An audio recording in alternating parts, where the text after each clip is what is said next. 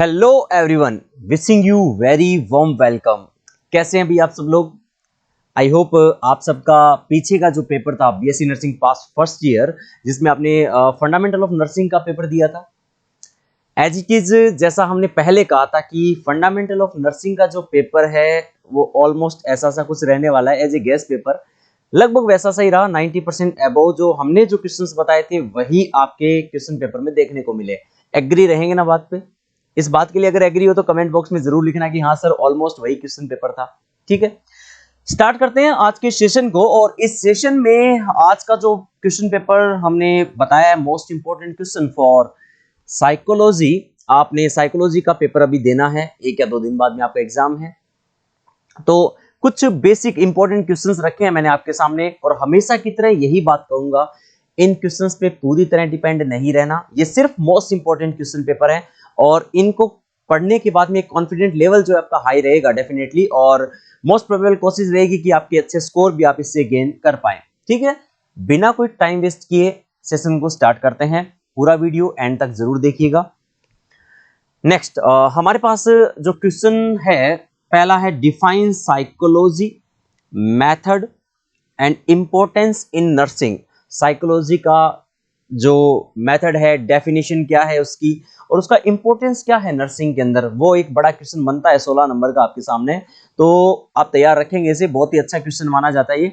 Learning और memory, इसके बारे में पूरा डिटेल में आपने पढ़ा होगा, आपके टीचर्स ने आपको पढ़ाया होगा कि what is the definition of learning और मेमोरी। इनके डेफिनेशंस क्या होंगे, इनके कैरेक्टर्स क्या होंगे, बेसिकली इनके क्या क्या इसमें जो मेन पॉइंट्स जो हैं लर्निंग के, मेमोरी के, वो आपको पढ़ के जाने हैं। ठीक है, define personality and method use for assessment of it. तो इसका मतलब है कि भाई आपको पर्सनैलिटी के बारे में पूरा डिटेल में पता होना चाहिए कि पर्सनैलिटी क्या होती है, उसके मेथड क्या होते हैं, कैसे इसको असेस किया जाएगा। आप तैयार कर लेंगे इस क्वेश्चन को। तो ये 2 बड़े क्वेश्चन हैं जिनके आने की संभावना है अभी तक। आपको मैं और अभी फिर कह रहा हूं कि पूरी तरह डिपेंडेंसी नहीं रखनी, आपको सारी चीजें पढ़नी होती है। अभी बस 2 दिन का टाइम है, तो एक मोस्ट इंपोर्टेंट क्वेश्चन आपके सामने रख रहा हूं मैं।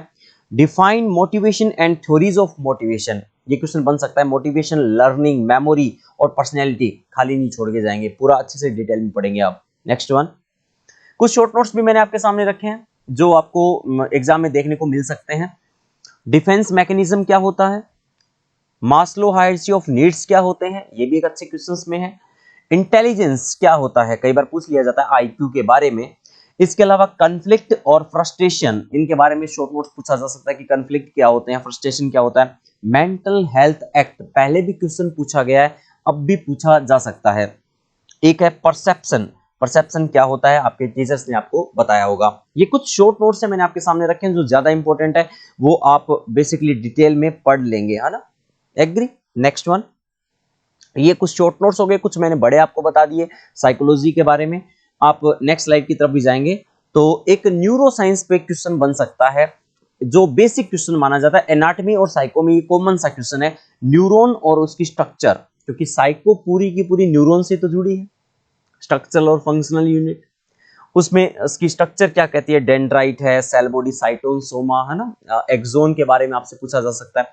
तो बेसिकली एक न्यूरॉन की बेसिक स्ट्रक्चर तो हर बच्चे को पता होनी चाहिए। और एंडोक्राइन ग्लैंड्स, कई बार हार्मोनल मैकेनिज्म भी पूछ लिया जाता है, इसीलिए तो इनको कोऑर्डिनेशन सेंटर के नाम से जानते हैं, न्यूरल कोऑर्डिनेशन, है ना, जिसमें आपका न्यूरॉन्स भी है और एंडोक्राइन सिस्टम भी है, न्यूरो एंडोक्राइनल। तो आप इन दोनों को एक बेसिक पॉइंट के तौर पे लेके जाएं, कल को इनमें से कुछ पूछ भी ले तो आप बता भी दें। एग्री? पीछे जो मैंने क्वेश्चंस बताए हैं आपको, इनको आपको बहुत अच्छा करके जाना है। नेक्स्ट वन, एक स्लाइड और है जो आप देख पा रहे हैं, ये जो पेपर है आपका फंडामेंटल ऑफ नर्सिंग, पीछे जो मैंने अपलोड किया था आप एक बार चेक जरूर करें, आपको पता लगेगा कि 90% से भी ज्यादा ये पेपर जो था वही आया था। हमारी कोशिश रहती है कि बच्चों को अच्छे क्वेश्चन प्रोवाइड करवाए जाए ताकि वो अपने एग्जाम में कभी फेल्योर की तरफ ना जाएं। एग्री? तो जैसे कि डिफाइन नर्सिंग क्या होता है, ये तो बहुत ही बेसिक फंडामेंटल बात है कि नर्सिंग की डेफिनेशन हर बच्चे को पता होनी चाहिए। Nursing is the unique function of the nurses that is to assist the individual of the performance of this activities and contributing to health or its recovery और इस पीसफुल डेथ। ये एक बेसिक सी definition nursing के बारे में जो हर बच्चा जानता है। इसके अलावा इलनेस के बारे में। आप इसमें से देखिए वाइटल साइन मैंने आपसे कहा था, ब्लड प्रेशर के बारे में मैंने कहा था कि ब्लड प्रेशर एनाटॉमी में नहीं पूछा गया, तो आपको फंडामेंटल में देखने को मिल सकता है और देखने को मिला आपको। एग्री करेंगे ना बात पे? ब्लड प्रेशर, वाइटल साइन, मैंने टॉप लेवल पे कहा था कि वाइटल साइन खाली नहीं छोड़ना, ब्लड प्रेशर खाली नहीं छोड़ना। नर्सिंग प्रोसेस बहुत जोर दे करके कहा था कि नर्सिंग प्रोसेस आपको डिटेल में पढ़ना होगा। इसके अलावा कम्युनिकेशन का क्वेश्चन भी मैंने कहा था कि कम्युनिकेशन पूरा किसी भी फॉर्म में पूछा जा सकता है आपसे। और साथ के साथ आपको मैंने route of administration drug and administration of oxygen दोनों बताए थे, दोनों के दोनों आपके एग्जाम में आपको देखने को मिले हैं। ये पूरा का पूरा एडमिनिस्ट्रेशन ऑफ मेडिकेशन ड्रग्स का पूछा, और नीचे आप देखेंगे ऑक्सीजन एडमिनिस्ट्रेशन का भी क्वेश्चन पूछ लिया था। एग्री ना? पूरा पूरा ऑलमोस्ट पेपर। और body mechanics, hospital, comfort device पे मैंने कहा था कि कंफर्ट डिवाइस पे क्वेश्चन आ सकता है, हॉस्पिटल के बारे में भी क्वेश्चन पूछा जा सकता है आपसे। इसके अलावा एनिमा का मैंने कहा था, कोड ऑफ एथिक्स का मैंने आपसे कहा था। ये ऑलमोस्ट सारे क्वेश्चन आपसे पूछे गए हैं बच्चा। तो डॉक्यूमेंटेशन पे क्वेश्चन आ गया था, है ना? तो ये सारी चीजें मैंने आपको ऑलमोस्ट पहले ही कह दिया था कि आपको इन क्वेश्चन को अच्छा करना है।